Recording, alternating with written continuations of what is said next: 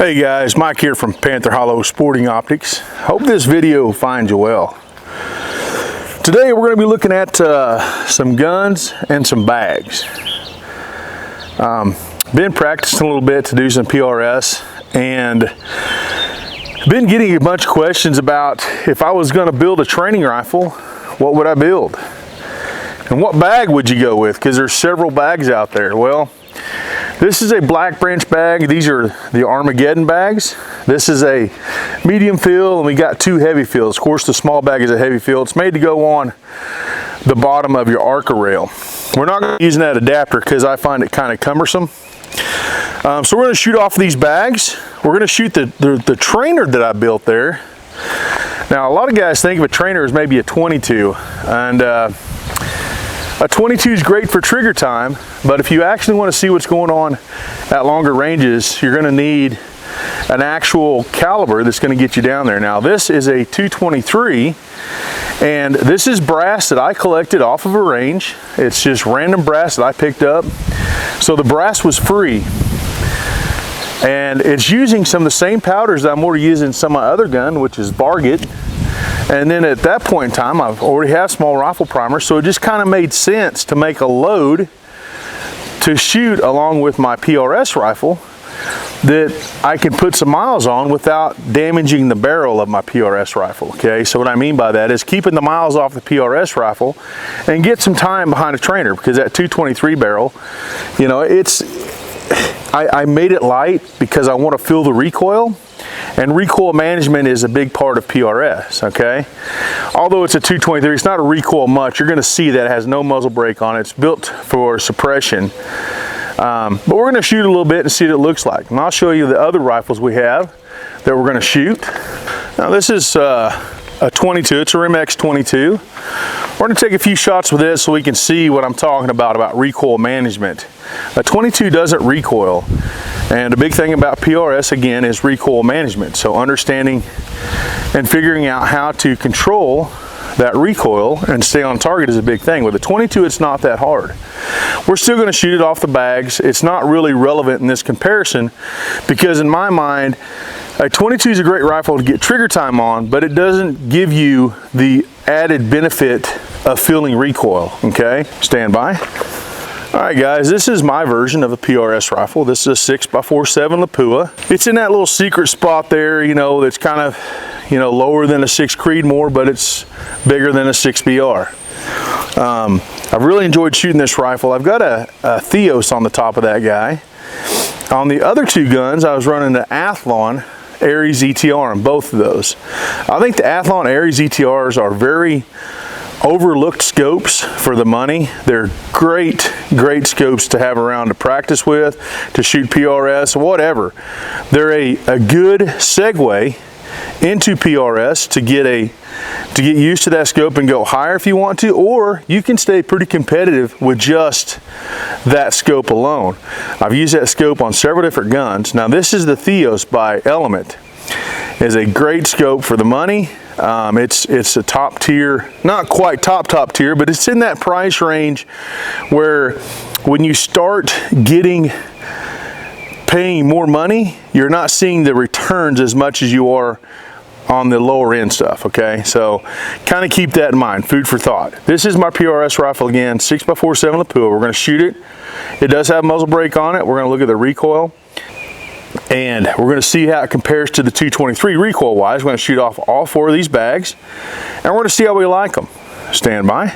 Okay guys, we got the 22 up there. We're going to shoot off the four different bags. I got a camera running downrange and record what we're doing here. We're kind of doing a little score sheet, if you will. You'll see the results downrange. And this is just to prove that the 22 isn't really relevant after 100 yards, okay? You're going to get better results with a different caliber, especially when it comes to recoil. And that was kind of the question. Plus, we're going to check out these bags as we go. So I'm going to take one shot off each bag. Then I'm going to pick a favorite bag, and then I'm going to take another shot off of it. Stand by.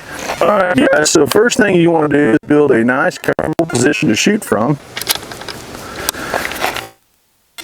Wasn't too bad, guys.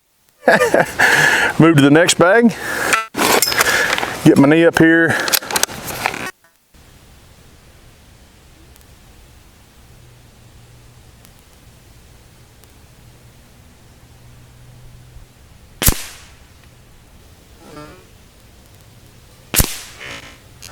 Okay, that felt really good on that squeeze, and it was still right a little bit. So we got some wind going on down there. You'll see that with the 22.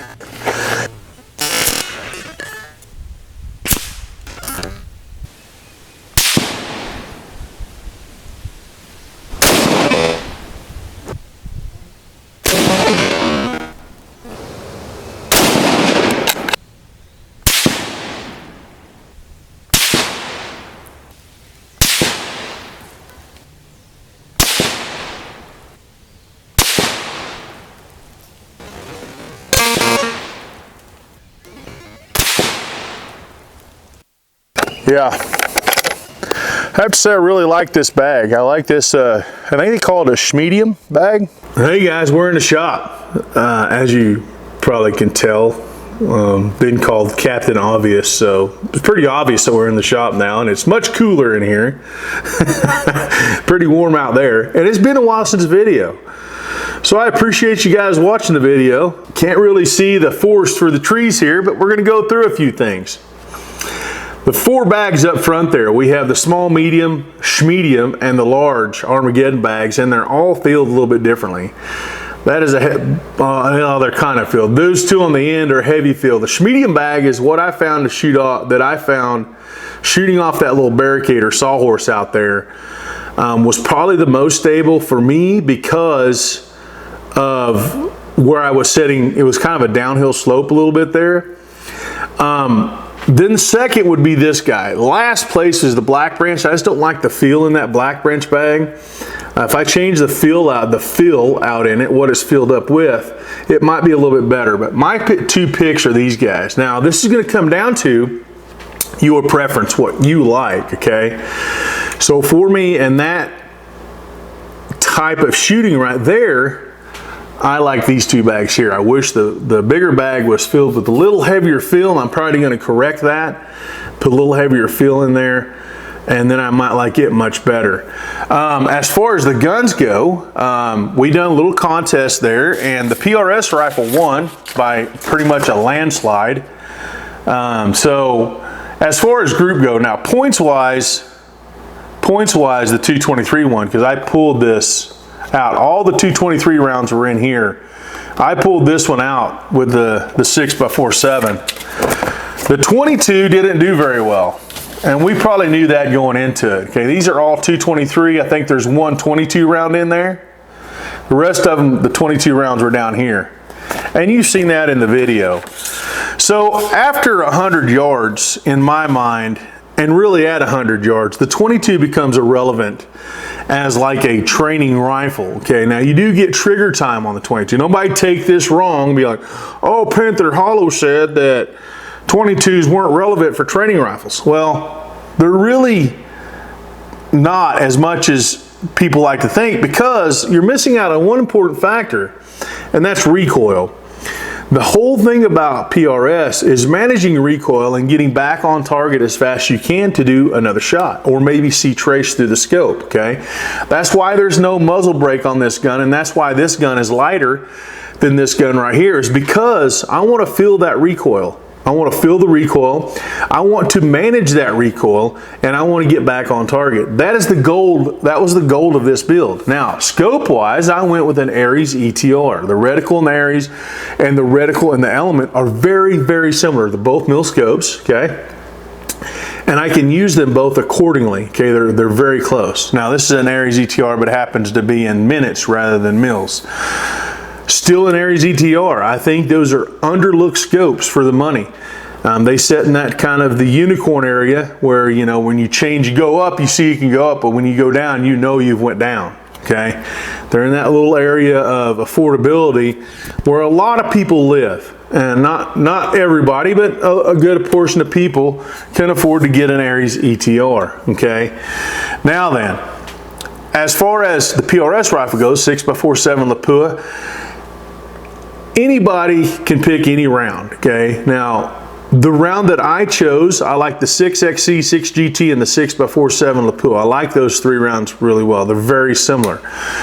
I'm not so much a fan of some of the lighter calibers. I just think you had to play more wind with those, and you you have less recoil with those because they're a smaller cartridge, right? So that being said, I want to learn to manage the recoil. Well, there's not a lot of recoil here, but there is some to manage. And so I built a gun light to be able to feel the recoil and manage it in a way. Now, you've seen off the barricade out there, if you've seen a recoil impulse or not. I've not watched the video yet.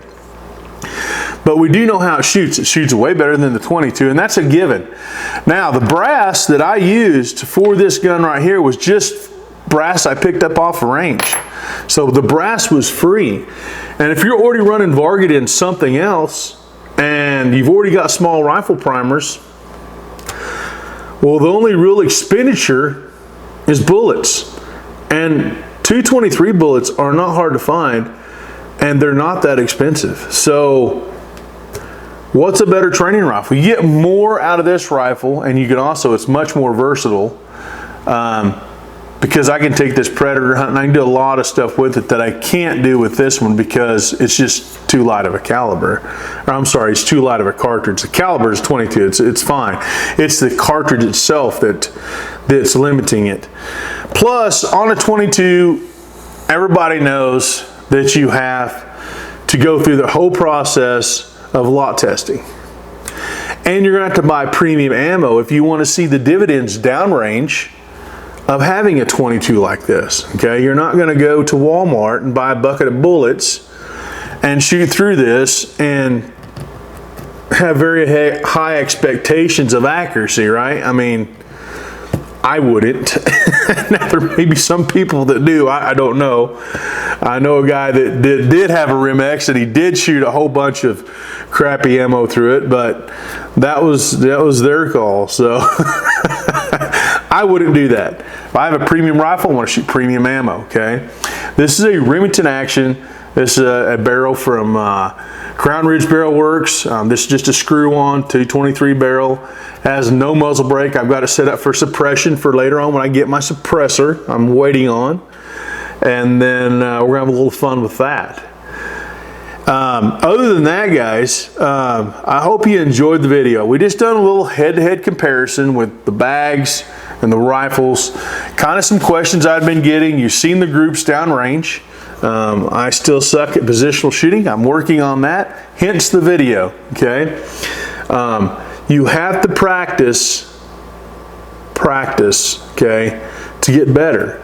You can't get better sitting on the couch or sitting at a bench. I know that. Everybody else knows that. It's Captain Obvious, right? I've been called that a few times on some other videos, I guess. So I've earned a nickname, Shadow Box Warrior and Captain Obvious. Anyways, guys, I appreciate you watching the video. Don't forget to like, share, subscribe, and we'll see you in the next video.